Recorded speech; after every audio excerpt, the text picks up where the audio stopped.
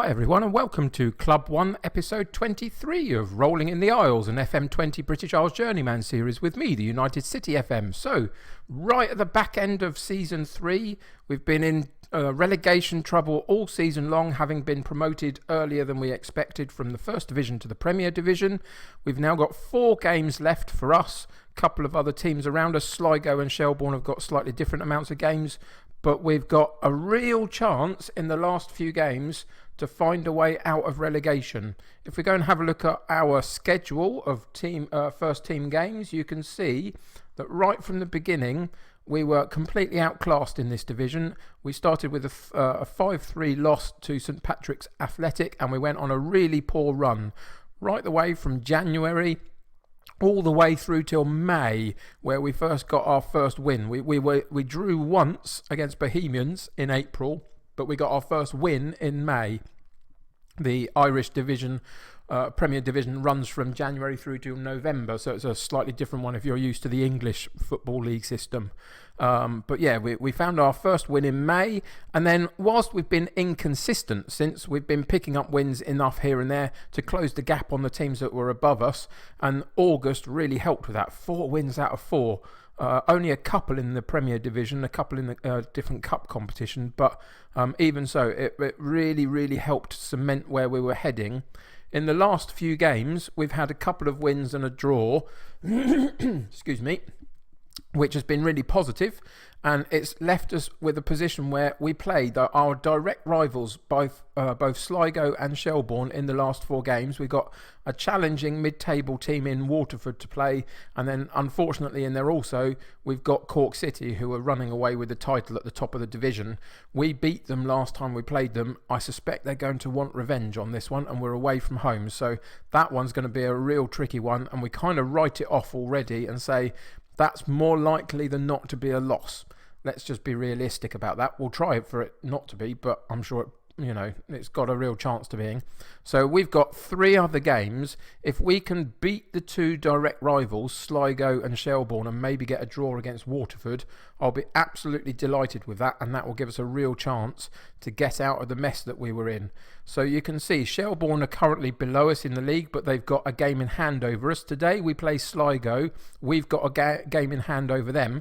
So if we can beat Sligo, that puts them in real trouble and also separates us a bit from Shelbourne, depending on what they do in their current fixture. So it's a real crunch game. So today we're going to be playing Sligo, and in next episode we'll come back and play the last game against Shelbourne. I'll play Waterford and Cork off camera and just get to the point where the last game of the season is against Shelbourne, and hopefully we can cement ourselves in the Premier Division, and then we can make a decision about whether we stick it out at Cobb Ramblers and continue in the Premier Division to try and move them up, or whether this is the perfect opportunity for us in our Journeyman series to move on, having succeeded in fulfilling the task that we were set out by the board, which was just to fight against relegation. It wasn't even to succeed. They've been happy enough all season, even after those 12-13 fixtures where we lost at the beginning of the season. They were never unhappy with us because they knew that it was going to be that challenging. So if we can succeed, maybe we go out on a high, and that's the high that we can achieve with Cobb Ramblers. We'll talk about that a little bit again next episode, depending on where the land lies at the end of the season. But today is against Sligo. As I say, important to try and get that win. So let's go and check out the team. Unfortunately, we've got a couple of issues that we've had to sort out, and it's all in the central midfield area. Our 2 creative players that rotate in and out, Sanger and Spalek, both are unavailable for different reasons. Spalek can't play because he's from Sligo and we've loaned him in, so that's his parent club, so he can't play against them. And Sanger, he's been brilliant all season for us, but he's played 30 games, and you can see that his strength and stamina isn't particularly high as a player, and he's now beginning to suffer for the games that he's played, and so he's not fit enough to play today's game. And because it's against one of the direct rivals, we're just going to have to let him rest, I think. It would be silly for us to try and force it even more than we have done already and lose him for that little bit of a run-in. So today we've gone back to our original pairing of last season in the First Division of Buckley and Hurley. So at least they know that they can play together, which is positive. We've also made one change at the back and brought O'Riordan in for Marku. Marku's dropped out just because his average rating isn't particularly good. His recent form hasn't been particularly good, 6.7, 6.8 in the last couple of games.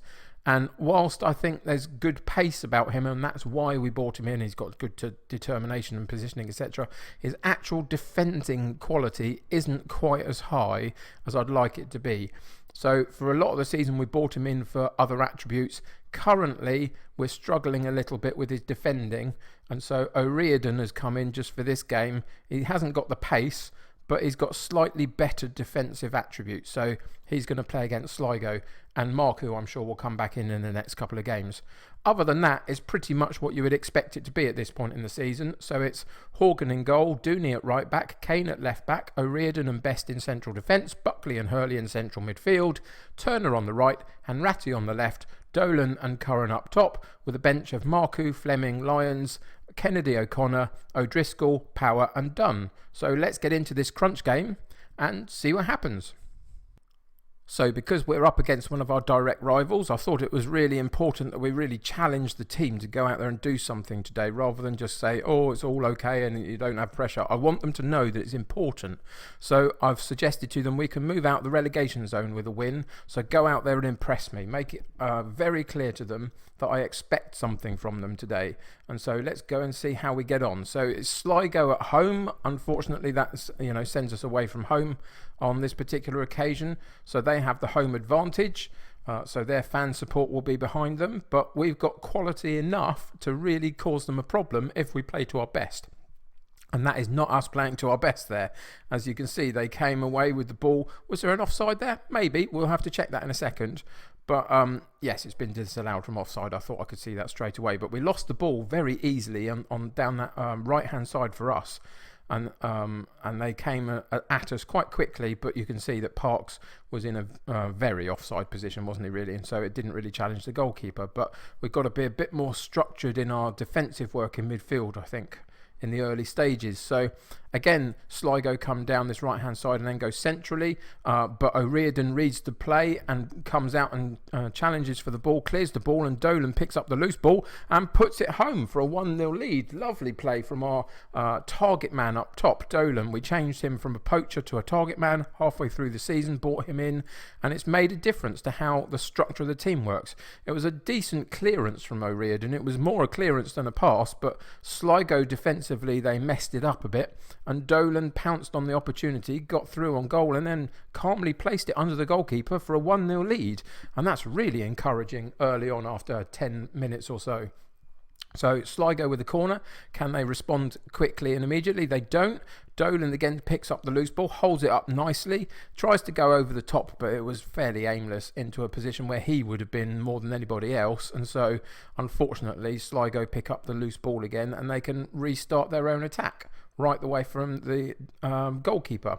He goes long and they do win the ball, the header. Our defenders were not challenging for the ball particularly well there, and Sligo maintain possession and go down this right hand side, a loose header away again, and Sligo have a really good attempt at goal, but it hits the woodwork and crashes off the woodwork and flies away.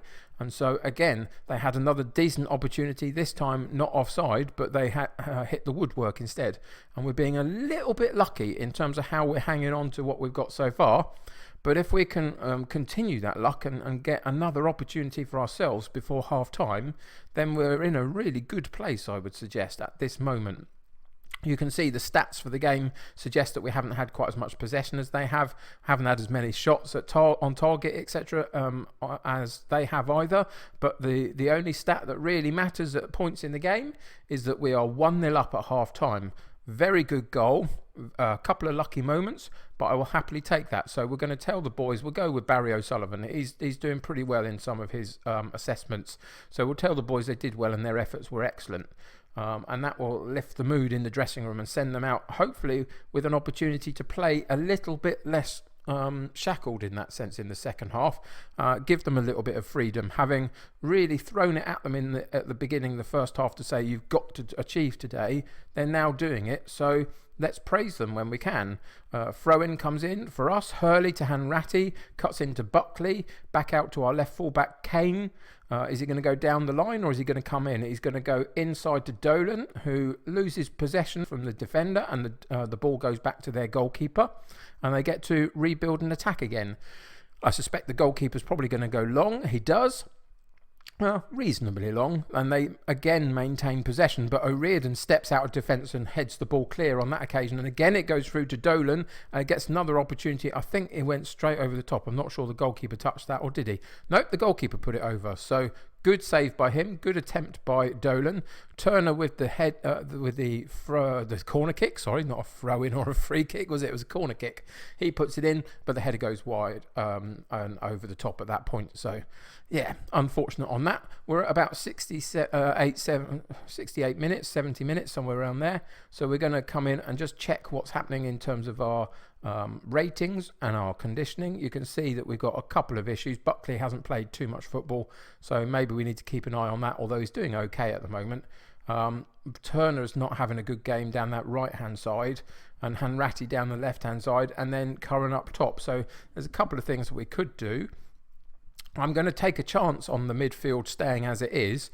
I don't want to go down too far in terms of putting our fourth, fifth choice player in there in the mix at the moment, having got both of our current creative midfielders out through various reasons. So I'm going to leave the midfield central as it is, but I'm going to change the right and left side. So we're going to bring O'Driscoll on for Turner down that right hand side, and Power on for Hanratty down the left hand side, and then we're going to take away one of these yellow cards that we've got, and also a misfiring Curran, and we're going to bring Dunn on up top. And those are the changes that we're going to make just for the last 15-20 minutes or so, and hopefully we can find a way to see out the game. Still with that 1-0 lead, 83 minutes. The time is ticking quite quickly, isn't it, really? No highlights to speak of. You can see that the Sligo team are all nervous and apprehensive, but they have an opportunity. And they took it. How soul-destroying is that? Just as the point where you think we're on the cusp of getting a really valuable win, they go and put a decent free kick in. Our defending unit don't really attack the ball quite well enough. You can see that they split in half. I'm not quite sure I agree with that line that they were onside. It looked like they were offside to me, but okay, we'll go with it. Nothing we can do about it now. And there you go. That sucker punch just at the last couple of minutes of the game meant that what was going to be a very valuable away win turns into a reasonable away draw, and we'll go and check out what that's done in terms of the league table in the second. I can't be too unhappy with them. I don't think what I'm going to do, I don't think I will tell them anything. I don't think I'll praise them for it. I don't think I'll admonish them for it. I think I'll just leave it as it is and accept that that's what happened and move on. So what happened with Shelbourne today? So you can see that they lost again. So we picked up another point on the Shelbourne, which is positive. But we're now, it's not in our hands anymore, is it really? Having not beaten Sligo, we remain 1 point behind them, but they, and we have got a game in hand. Sorry, I misread that situation. We've got the game in hand, we're 1 point behind them. So in theory, we can still do this, but it's going to take a bit of an effort to go to Waterford and beat them, and they're in fourth currently, and then go to Cork and get something out of that game if possible, and they're running away with the title at the top. So yeah, a couple of really tough games. So hopefully both Sligo and Shelbourne will struggle in the next couple of games themselves. And then we can come back for the last match against Shelbourne with a potential of getting out of this situation. So I hope you'll join me for that. I hope you can see that it's quite an exciting way to end the season. And there you go, Cork City win the Premier Division. Maybe that's good for us. Maybe that means they won't have as much to fight for when we play them in a little while. There's a request for a new contract for Dolan, which I'll have a look at in a minute once I finish this video, just to see what I want to do with that. But yes, it was a disappointing last-ditch draw, goal to lose for the draw, wasn't it? Really sorry, my mind is now in about 15 different directions about what I need to do about the whole circumstance that we find ourselves in for the last couple of games. But yeah, I will figure that. Anyway, we drew. It was an okay result. It's still in our hands just about, although Shelbourne could cause us an issue if results go for them also. and we've got a couple of tough games off camera to go through. So if I can get something from them, I will be very happy for that. So join me in the next episode for the last episode of Season 3, maybe the last episode at Cobb Ramblers, who knows. I hope you'll join me for it. If you're enjoying the series so far, why not subscribe to the channel and keep up to date with the videos that I release? That would be really helpful for you and for me to continue this journey together. If you enjoyed this particular episode, then why not click a like on it for me? It's really important for the growth of my channel that I keep getting those likes. It keeps putting me higher up in the search engine for YouTube, for people finding Football Manager content. That gets more people watching my content, which is really important to me. So if you could do that, that would be great. If you're playing Football Manager yourself, I hope you're having a great time doing it. Let me know how you're getting on in the comments below. Always interested to hear people's stories. But until next time, for the Crunch game, take care of yourselves. I will see you soon, and bye for now.